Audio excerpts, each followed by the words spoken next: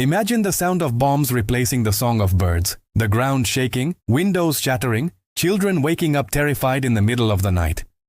This has been the routine for millions of Ukrainians since the war began.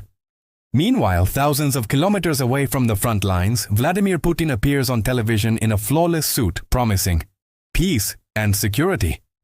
As if the whole world did not know that every missile launched carries his signature.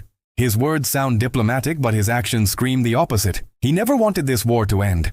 Putin isn't fighting only for territory. He is fighting for an idea, a distorted vision of the past in which Russia was the center of the world. To him, Ukraine was never a truly independent country. It's a lost piece of what he calls the motherland.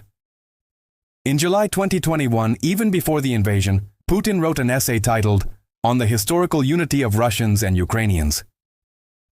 In it, he made his beliefs clear. That Russians and Ukrainians are one people, and that Ukraine's independence is a Western invention created to weaken Moscow. That belief is the core of everything. When Russian troops crossed the border, the plan was simple. 3 days of combat, Kyiv under control, and the world forced to accept a new reality. But 3 days turned into 3 years, and the empire he wanted to resurrect began to crumble before it was even reborn.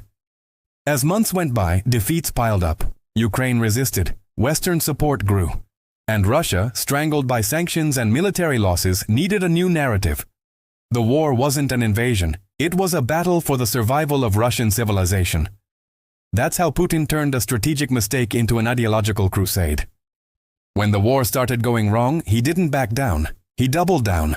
In 2022, he announced the annexation of 4 Ukrainian regions that weren't even fully under Russian control. A symbolic act that made any chance of negotiation nearly impossible. Because now, for peace to happen, Putin would have to return something he has already declared Russian territory. And for a man driven by pride, that's unthinkable. But this war isn't just about politics. It's about personal survival. Inside Russia, Putin built a web of power sustained by oligarchs, generals, and businessmen known as the Siloviki. These are men who grew rich through military contracts and defense industries. For them, war is a gold mine. While ordinary Russians face inflation, censorship, and hospital shortages, Kremlin allies accumulate fortunes. Ending the war would mean closing their money taps and opening the door to betrayal. The Russian economy has become hostage to this cycle. Nearly 40% of the national budget goes to military spending. Factories that once made cars now build tanks. Industrial towns that were on the brink of bankruptcy were revived by weapons production. The war has become the main engine of the economy. And that creates a perverse logic. If peace comes, the country collapses. Behind the patriotic speeches, Putin knows the war sustains his popularity. Even with over 1 million dead and wounded, much of the population still supports the conflict. State propaganda convinced Russians that victory is a matter of national honor. Those who criticize are labeled traitors. Those who protest disappear. The war, therefore, is not only external, it's internal. It's the tool Putin uses to maintain fear, control, and silence. Cornered between an isolating West and pressure from his own allies, Putin depends on war to stay in power. If he accepts peace, he loses the empire he promised to rebuild.